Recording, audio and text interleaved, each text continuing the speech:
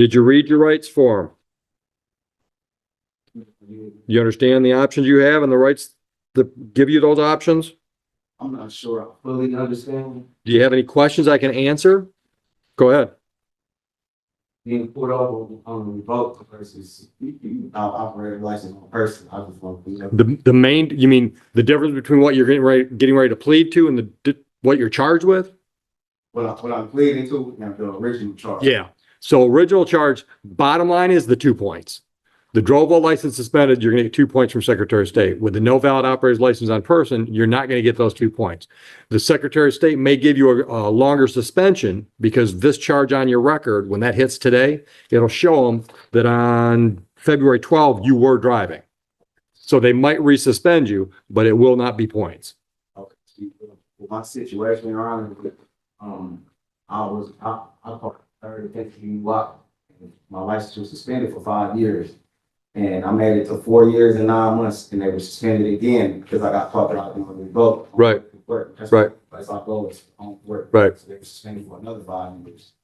So next year it'll be that 5th year, which altogether is like 10 years. I've been without a license. Yep. And like I'll completely turn my life around. I'll completely put down alcohol since the last incident, and just been on the straight and narrow. And to working home, literally, I've missed out on family events. Where are you working at? Bros Inc. in New Boston. Yeah, the lighting place. Yeah. I just been on the straight and narrow. And beside that, like you catch Lyfts and Ubers, I got a bunch of Ton of money. a lot going on. My kid got called mobile this summer. Where are you going with all this? Where I'm going with it is, and this reached the Secretary of State, and they suspended another 5 years, like 15. Okay, stop there. Miss Manarino, Yes, Judge. Elijah Lee, Yes. DWLS down to no ops, February 12th, 2026. He's been 10 years without his license because of drinking and driving charges. Last time he got an extra 5, it's because he got popped driving while he was revoked. I Okay. think the no ops is going to do the same thing and add another 5 years. So we amend it to an allowing. He's a working guy. Yep. he Yeah, works that's at fine. We can do Bros. that. All right. Thank you, Judge. Thank you, Miss Manarino. She just saved you that 5 years. All right. So what you're going to plead to is allowing an unlicensed driver to operate. So, if you gave your nephew who's 15 your car and said, go up and get milk at the store, he's not licensed, that's the ticket you'd get. So that tells Secretary of State that you gave somebody the right to drive your car that shouldn't have. That somebody just happens to be you. Okay? Understood? All right. I think I got this already, but February 12th, 2026, were you driving a vehicle in Romulus?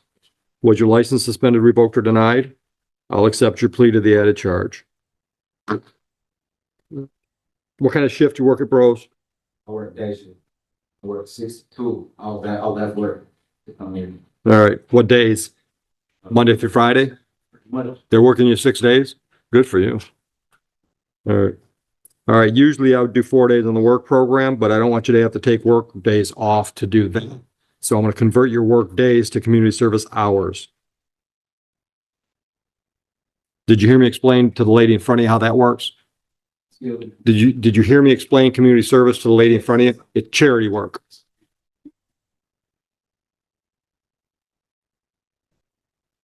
All right, on the funny.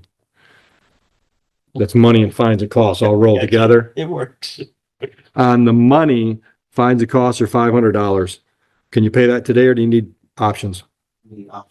Go downstairs, same counter where you're going to schedule or ask about 30 hours community service. If you want our list, is where you set up your payment plans.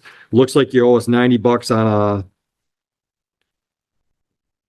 2022 balance due on that ticket. So just put it all together, one payment plan. Questions? You all set? Good luck with that license. Listen, when you're ready to go get your license, go talk to an attorney that does license restorations. It's going to cost you money, but it'll save you time. Because what happens with most people that try it without a lawyer is they set up a hearing through the Secretary of State and they go to the driver's license appeal division and the hearing officer says, okay, do this, do this, do this, do this, bring me that, bring me this, and then come back and see me in X number of months. If you see an attorney that does that for a living, they'll have all your ducks in a row. So when you go into the hearing, you probably get some privileges. It'll cost you, but I mean, how much does it cost you the last 10 years paying for rides? An attorney's a bargain. All right. So keep that in mind when you're ready. You're welcome. Good luck. Morris.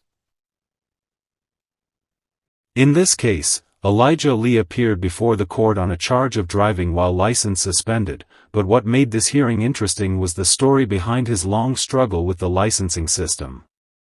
Elijah explained that his license issues had been following him for nearly a decade. According to him, an initial suspension eventually turned into a revocation, extending the problem even further and making it difficult for him to move forward with his life. Despite those setbacks, he told the court that he had worked hard to turn things around, maintaining employment and trying to become a productive member of society. As the discussion continued, the judge and prosecutor carefully considered the consequences of different plea options. A major concern was that changing the charge in a certain way could trigger another lengthy suspension from the Secretary of State, potentially setting Elijah back for years.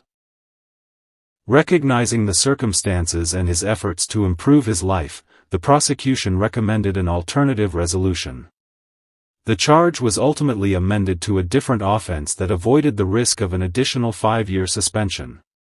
When it came to sentencing, Judge Oakley took a practical approach, acknowledging that Elijah was working and trying to stay on the right path.